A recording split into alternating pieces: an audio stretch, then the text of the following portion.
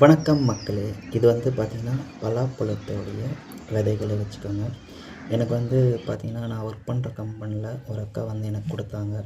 அதை எடுத்துகிட்டு வந்து எங்கள் வீட்டு பின்னாடி வந்து நான் அந்த விதைகள் எல்லாமே எடுத்து புதைச்சி வந்து வச்சுருந்தேன். ஸோ புதைக்கும்போது எடுத்த வீடு தான் வந்து இது.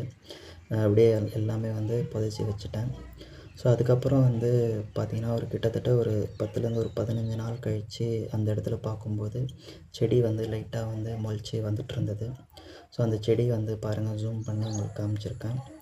அதுக்கப்புறம் வந்து இதுக்கு வந்து ஒரு ப்ரொடக்ஷன் மாதிரி தரணும்னு சொல்லிட்டு ஒரு பக்கெட்டில் வந்து அறுத்துட்டு ஸோ அது ஒரு ப்ரொடக்ஷன் மாதிரி வந்து இதுக்கு நான் வச்சுட்டேன்.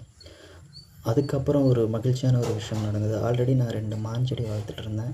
அதுக்குள்ளேயும் இந்த பலாப்பழம் விதை வந்து விழுந்துச்சுன்னு நினைக்கிறேன். அங்கேயும் வந்து வந்துட்டு இருந்தது.